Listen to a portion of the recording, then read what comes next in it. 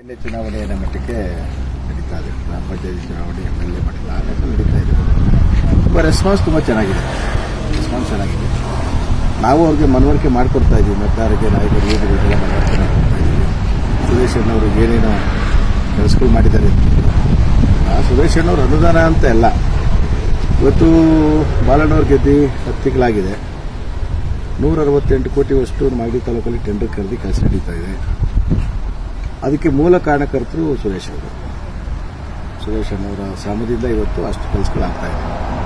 ಆ ನಿಟ್ಟಿನಲ್ಲಿ ಅವರ ಅಣ್ಣವರು ಡೆಪ್ಟಿ CM ಆಗಿರೋದ್ರಿಂದ ಮುಂದಿನ ದಿನಗಳಲ್ಲಿ ಅವಾಗೂ ಎಲ್ಲೋ ಒಂದು ಕಡೆ CM ಆಗುವ ಅವಕಾಶ ಇರೋದ್ರಿಂದ ಸರ್ಕಾರ ಇನ್ನು 4 ವರ್ಷ ನಮ್ಮ ಶಾಸಕರು ಬಾಲಣ್ಣವರು ಇರ್ತಾರೆ. ಆ ನಿಟ್ಟಿನಲ್ಲಿ ಎಲ್ಲ ಒಂದು ಕಡೆ ಅಭಿವೃದ್ಧಿ ಆಗುತ್ತಲ್ಲ ಅನ್ನೋ ನಿಟ್ಟಿನಲ್ಲಿ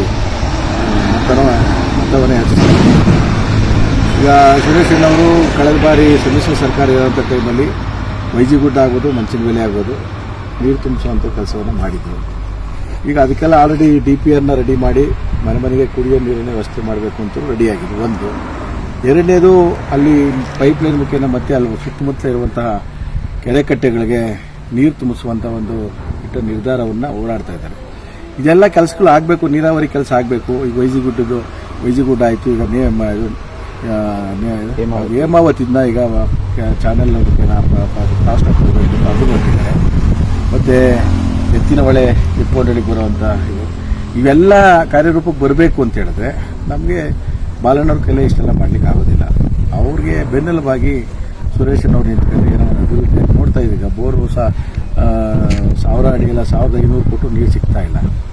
ಇಲ್ಲ ಒಂದು ಕಡೆ ಕೆರೆ ಕಟ್ಟೆ ತುಂಬ ಕಡೆ ರೈತರ ಬಿಜನಗಳ ಜೀವನ ಹಸನಾಗುತ್ತೆ ಅನ್ನೋ ನಿಟ್ಟಿನಲ್ಲಿ ಸುರೇಶ್ ಅಣ್ಣನ ಓಟ್ ಹಾಕಿ ಅಂತ ಕೇಳ್ತಾ ಇದ್ದೀವಿ.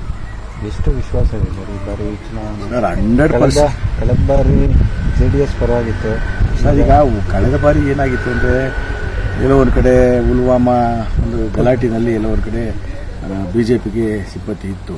ನಾನು ಮಟ್ಟಿಗೆ ರಾಜ್ಯದಲ್ಲ ರಾಷ್ಟ್ರ ಮಟ್ಟದಲ್ಲೂ ಸ್ವಲ್ಪ ಎಲ್ಲೋ ಒಂದು ಕಡೆ ಕುಂಠಿತ ಆಗಿದೆ ಅಂತ ಅನ್ನೋದು. ಅದರಲ್ಲೂ ಗ್ರಾಮಾಂತರದಲ್ಲಂತವೇ ಸುರೇಶನ ಕಾರ್ಯವೈಖರಿ ಸಂಸದನಾಗಿದ್ದೀನಿ ಅಂತ ಅಲ್ಲ. ಈಗ ಚಂದ್ರಶೇಖರ ಮೂರ್ತಿ ಆಗಿರ್ಬೋದು, ತೇಜಸ್ವಿನಿ ಮೇಡಮ್ ಆಗಿರ್ಬೋದು, ದೇವೇಗೌಡರು, ಕುಮಾರಣ್ಣ, ಶ್ರೀನಿವಾಸ್ ಎಲ್ಲರೂ ಆಗಿದ್ದರು.